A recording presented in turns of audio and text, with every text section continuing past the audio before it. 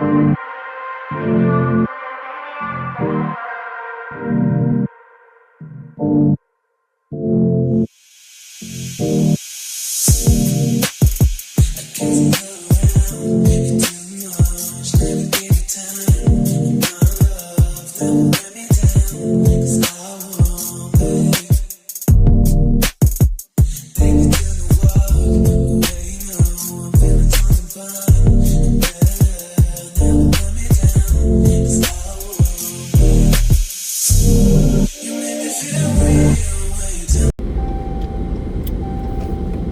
folks, so it's been a little while. It's been a little while. I'm trying to drop all my stuff. Hitting the brake. Alright, let's put you back here. Okay, let's try that again. Oops, a big old truck. Oops, another big old truck. I just want to turn left. Okay, here we go. So, hello everyone.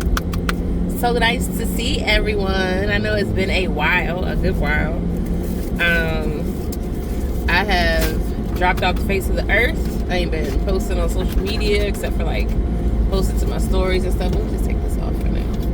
Except for like posting to my stories and stuff. And recently it's just been because I'm happy and I'm just living in the now. So I got some car snacks. I don't know.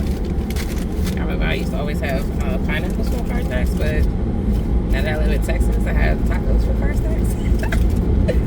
Judge your mama. Don't judge me. So basically, I am coming back because I wanted to bring a subject to the forefront that I think that there's no way that I can be the only one feeling like this.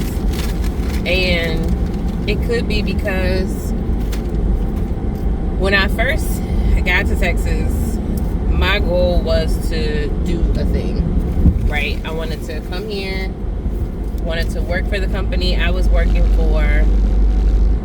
You know what?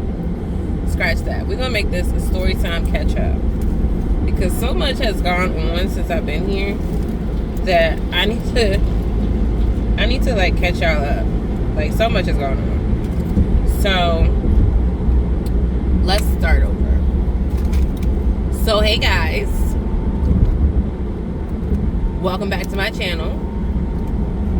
If you're new here, welcome. I'm Asia. I am a property manager, real estate vixen. No, I'm joking. No, but I've been in property management since I was like 17 years old, or real estate, property management, real estate sales, project management, general contracting. I've been in real estate, in the realm of real estate for a very long time. And right now I am in HOA management. So I wanted to give everybody an update because I moved to Houston. And I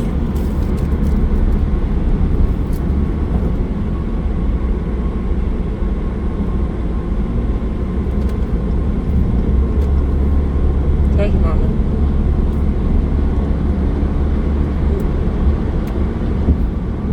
So I moved to Houston in 2023.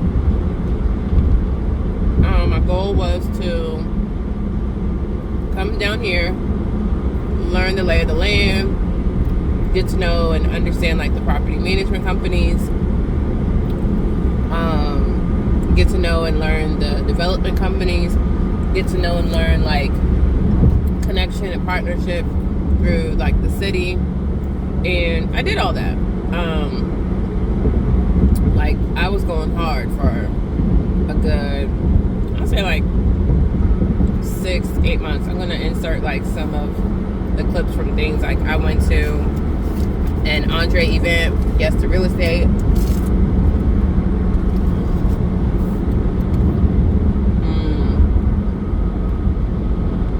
I went to a real estate disrupt event with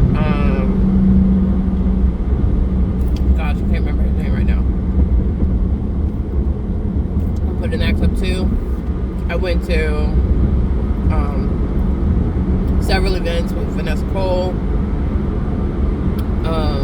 Just trying to figure out like who are the people here, you know, who are the big players. Anyway, I went to several events. I met several people. I made a lot of connections. I even linked up with an organization here who is associated with Harem Clark and South Houston Concerned Citizens Coalition. There's like a lot of associations, and it's like a civics association. I'll put the definition of civic over here. And so I was doing all that. I was going hard. I put a team together to collaborate on projects, to move forward with projects. But I say all that to say, in doing all of that, I realized like I'm the leader, you know, and I was in charge.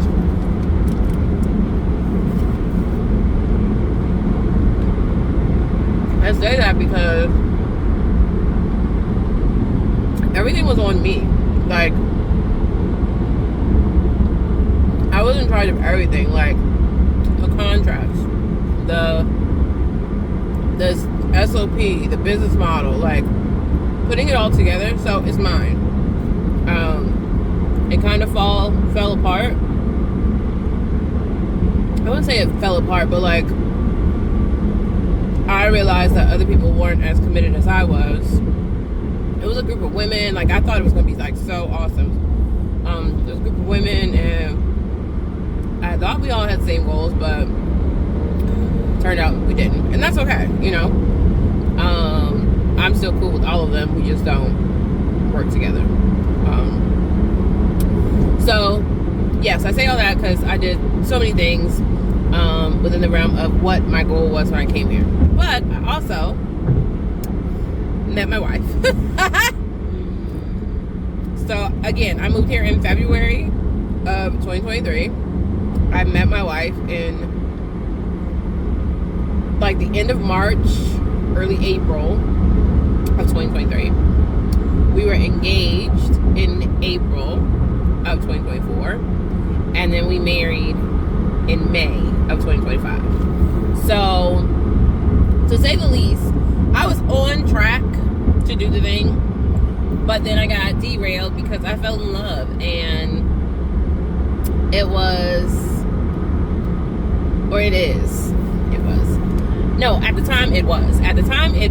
the greatest gift that I'd ever received. Like, my wife is so fucking amazing.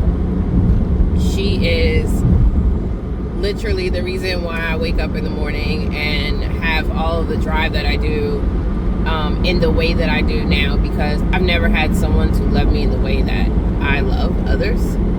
Like, I'm a hard lover, and she is too. Like, we just are so compatible. Like, my communication with her is like the best ever.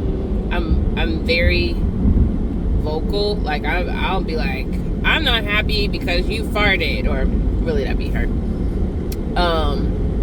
But you know, like, I say the thing, whatever the thing is, feel like I have to say it. And she's very receptive to that. And a lot of times people don't be receptive to your truth. Like, they want the piece of you that they like, and the piece of you that they don't like, they're like, just keep that person over there, because I like this part of you and not that part of you. But she likes all of me, and I love that. I feel grateful. Super blessed. Totally covered.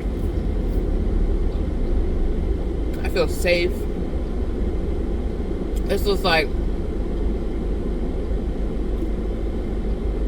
I'm doing a lot better, because it used to be like I would talk about how much I love my wife, and I would just be crying, just like so happy, like can't be like I'm saying it, the words are coming out of my mouth, but I can't believe that these are my words. It's like it's happened to me. Like, you know that feeling, like, oh my God, like you watch your friends and you're happy for your friends, but at the same time you're like, damn, what about me?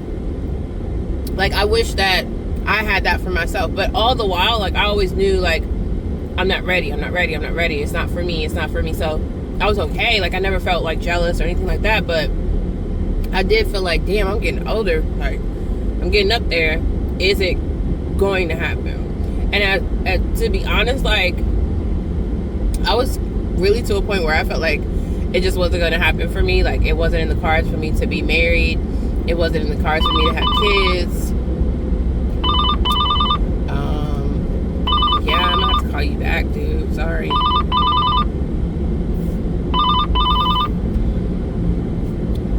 Yeah, so I felt like it wasn't in the cards for me to have kids. It wasn't in the cards for me to be married. It wasn't in the cards for me to, like, be a homeowner. Like, you know, like, all the kind of adult things that, like, you see on TV. Not to say, like, I live vicariously through TV, but you know what I'm saying? Like, the quote-unquote American dream, you know, a partner, children, the house, the picket fence, the good job, all those things, right? I just didn't think that would happen to me. So when I used to talk about my wife and how much, like, it was just like shock. I think I was like still in shock. Like, this woman is like perfect. And if you want like a real like nitty gritty backstory, how we ended up married, I mean, it's very interesting. Story time, let me know. I'll do that. So anyway, I met my wife. We were committed to courting each other. And in courting her, I decided to table my goals for a second because I wanted to really focus on our relationship, because in my mind, this was really going to be the one. She was really going to be my person. We were really going to be together. Like, I was that committed. Like, I just knew.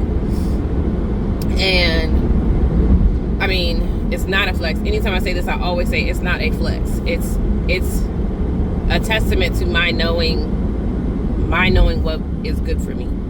So I have been proposed to 6 times. I really hate saying that. But I was proposed to 6 times prior to my wife. My wife was lucky number 7, which is crazy. But I had been proposed to multiple times, and I said no, because I knew that it wasn't right. Like, I've been proposed to because I said I didn't want to be together no more. I've been proposed to because I said I didn't like, you know, like I told you, I'm a vocal person. I've been proposed to because I'm like, yeah, this, you know, most of the time it's because, like, I'm saying things that feel like I'm going to break up with you, and then you go out and you buy a ring and you present me a ring. First time I was proposed to, I threw the ring in the trash. Like, literally in the dumpster. It was really bad. I felt bad about it after, and then I literally went dumpster diving trying to find it, but I mean, it's in the dumpster. A ring this big in the dumpster, and I'm looking for it. Like, needle with a hole. Not needle with a hole. What is it called? Needle in a bale of hay. That's pretty much what it was. So anyway, that didn't work out. But when I met my wife, she was so perfect, I was afraid of her. She checked so many boxes, I was making up new boxes. That I was like, oh shit, I didn't know I needed this. Create the box, check. You know what I'm saying? Like, my wife is amazing. She's an amazing human being. She has a heart of absolute pure platinum, but gold. She is nurturing. She is supportive. I don't know. I can't talk enough about my wife. I'm sorry.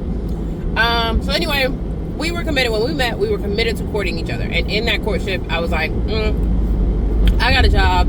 I'm going to focus on this woman because I know that this is a temporary thing. And she was supportive of my goals. Like, that was the craziest part for me, is like, she was supportive of my goals. She wanted me to win. How can I help you? Is there anything you need me to do? Like, oh, I saw this on Instagram. Maybe you might want to go to this. Like, very supportive in that way. And before, I didn't have that. Like, it will kind of be like support, but to me, like, in retro, it wasn't necessarily like support for me to win. It was more like, oh, well, I don't want you to think I'm trying to hold you back. You know what I'm saying? But really, you're trying to hold me back. You want me to win? You want me to be great? Anyway, doesn't matter now. You missed out. Drop the bag. No shade to none of my exes. I love all my exes. They not in Texas though, so that's great.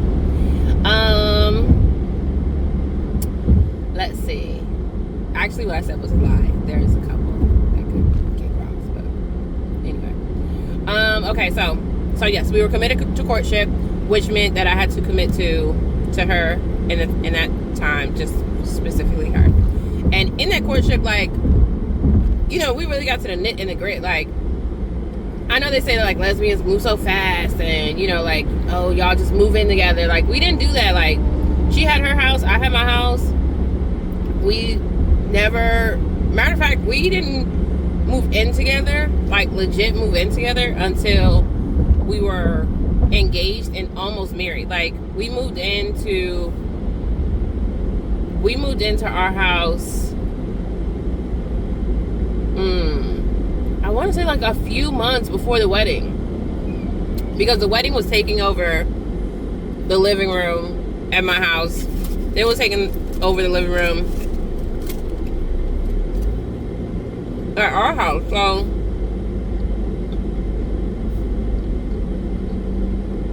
yeah, we were almost married before we even moved in together. I mean, granted, we stayed the night over each other's house, and I'll be over there for a couple days. She'd be over my house for a couple days, but literally, like, we didn't move in together. And that was different too.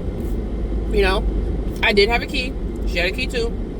But we just did things different. Both of us consciously, like, we were conscious of all the steps that we were taking. We knew that the purpose of us going on this date was to learn more about the person that we were with, because both of us felt like, I think I want to be with you forever.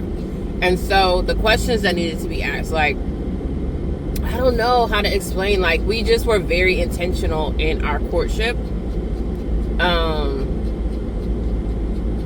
Yeah, and very, very protective of our courtship, you know? We're still that way. Like, we don't want to be around nobody that got bad juju, just generally.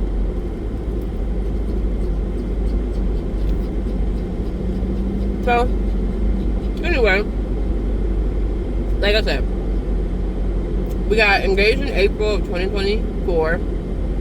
We got married in May of 2025. So, we just celebrated our 1-year wedding anniversary, which was epic.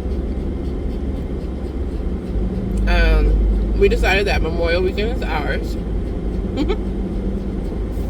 And so we provide 3-day activities for our friends and family, so that they can, if you want to join us, you know, you can come out. Our wedding was epic. It was 3 days.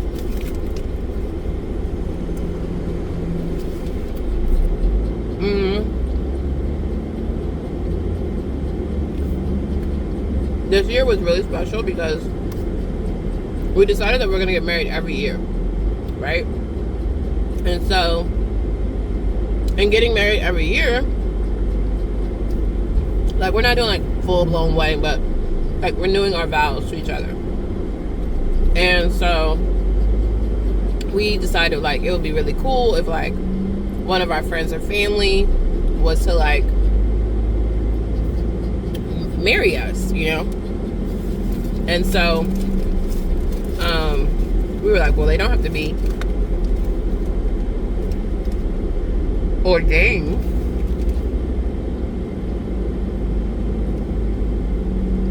We're already married. So this year, the first year, inaugural year, my mom married us. And that was so awesome. So awesome to have my mom be the first one to renew our promise to each other.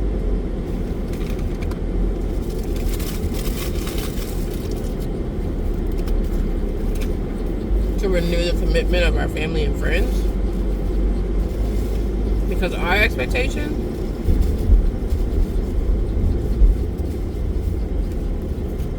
for our family and friends is that if you are around us, we expect you to, like, before us, have our best interests at heart, you know? You know how sometimes couples get together and like they commiserate about, oh, my partner does this, my partner does this. Like we do that with my sister-in-laws, but it's more intentional. Instead of just, oh, my partner does this, my partner does that.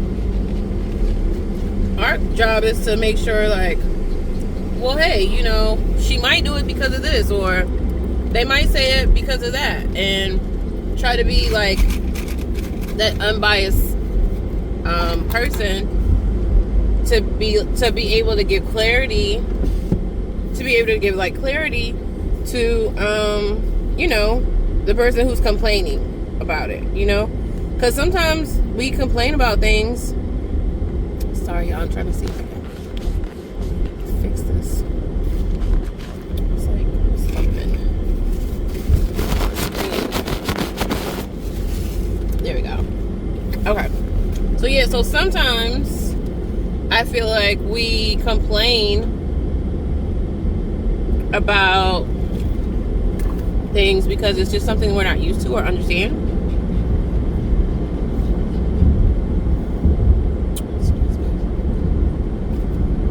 So I think it's nice to have like a third ear.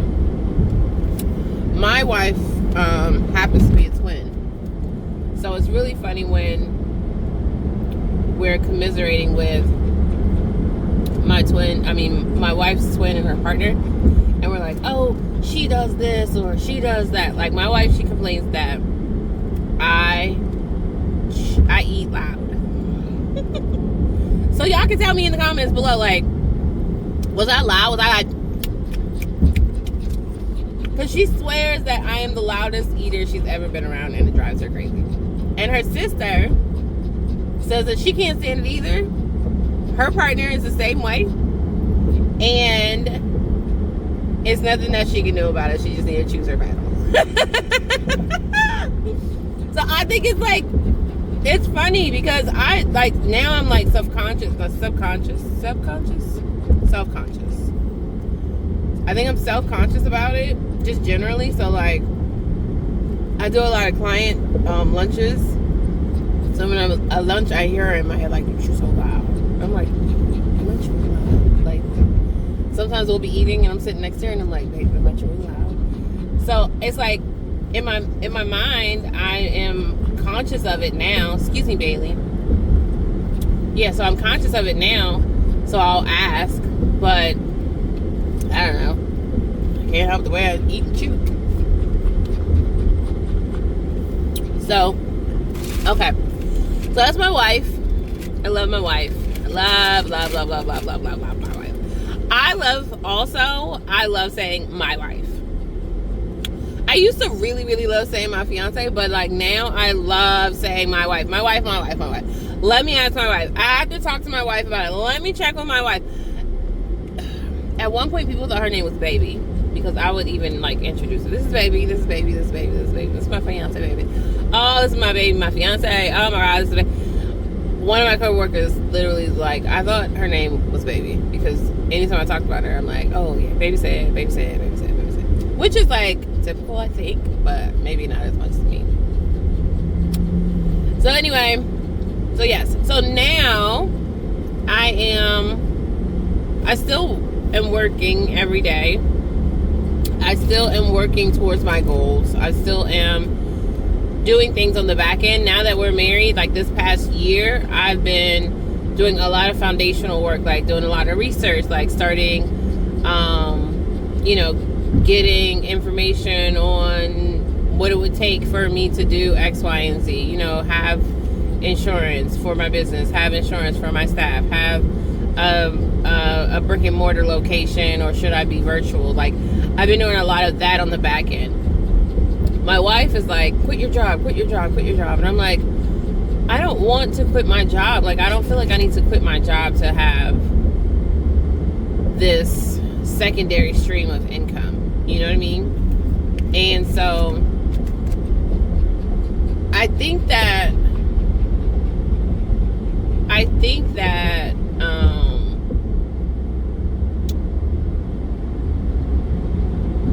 kind of overlaying the story time catch up with the purpose of now why I did this original video. So kind of now, I think, yeah, so we had our wedding anniversary, and now I'm here. Boom. So now I'm so happy in my personal life, but my professional life is trash, and I don't really know, like, I don't know what to do about it. Like, it feels I feel very like unfulfilled at work. I feel like I'm not challenged. I feel like my expertise isn't valued. And I don't know if this is like a regular thing, you know, like that's how people feel at their job. Like, but I did not feel like that before. Now, a lot of things have changed at my job over the past like 6 months, I would say. And I think that's what's kind of fueling this. I almost feel like I'm depressed. Like, I know what depression feels like inside of me, but this is like a different type of depression. And so I don't want to use big words, big defining words like depression. But I know that I don't, like, a lot of things have happened at my job recently. Like, I don't know if I really want to say all the things, but like, some things have happened to me.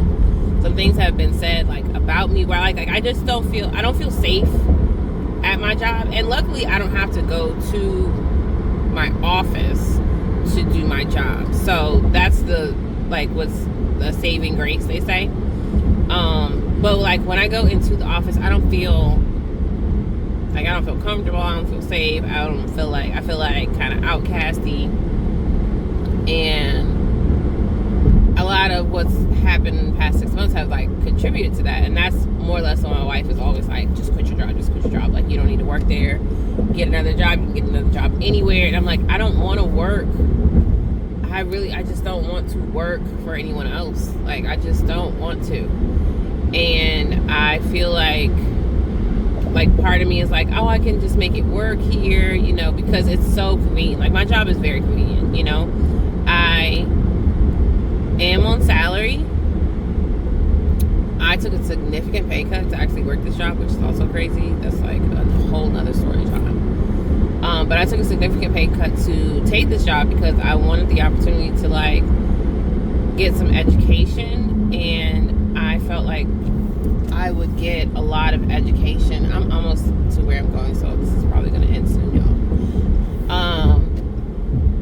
Yeah, I feel like I could get a lot of education during this time because the job did not require so much from me to where I could just do my job, have all my work done, and then I could also have time. That's the thing, that I took the pay cut so I can get a raise in time. And that is actually what happened. My wife supported it when I took the job, because one thing about me now is like, I don't do nothing unless I talk to my wife about it. Like, I love that. Like, I mean, I might spend like $300 on a gift for her or something like that, or like go have some extravagant lunch or something like that. But I mean, like, for real, like life choices, like I don't make none of those when I'm my wife. And I love that. Like, I love having like a built-in sounding board, you know. Anyway, so when I made the decision to take the pay cut to work at this job, I knew that I was going to get a raise in time, and that is valuable. Time is more valuable than the money to me. And especially because my wife, she makes a significant amount more than I do. And so really it was like, how do you feel about me being more dependent on you? And that's like a big thing for me. I have always, in just about every relationship I've ever been in, I've always been the majority breadwinner. And I've never, I don't want to say never, because I mean, maybe I did, but I don't feel like I've ever been in a relationship with someone who made a significant amount of money more than me, to where I would be dependent on them. And so this is the first for me. So I had to get married in order to be I guess, dependent. I don't know how that even works, but yeah. But anyway, she agreed, and she was like, yeah, I mean, it's not a big deal to me. Like, the thing's got to be paid, so, you know. Her goal was to have a wife to take care of. Me, I'm going the wrong way. We were riding in quiet. I'm sorry, my son is a thug. So yeah, anyway. So I took the pay cut anyway. At any rate, I took the pay cut. I worked the job. The goal was to work the job for 18 months. It's been 2 years almost. I'm at the 18-month mark. And I think that's where I'm feeling like I'm supposed to do something else. And I don't feel safe at that place. I feel like saying I don't feel safe is like not the best, but I don't feel like safe. I don't feel secure. Like, I don't feel like my job is in jeopardy, like they're gonna fire me or anything like that. I just feel like they don't have my best interest at heart, you know? And I feel like maybe they don't, I don't know. But so yeah, so I'm just in a place of like stuck when it comes to work. And I'm really, really good at my job, to where, like, you know, I am a change maker. You know, I am a process developer. I am a resource for not only my, you know, people who are my associates, but also people who are in leadership above me. And like now, I just feel like I almost feel like I'm not necessarily being taken advantage of, because like I don't necessarily want, I don't know what I'm trying to say, but I do just, I don't know, I just don't feel the same there anymore, and I don't know what to do. A couple of my friends are like, girl, I would quit my job. Your wife said quit. Oh, this is my wife calling. I love y'all. I gotta go. Bye.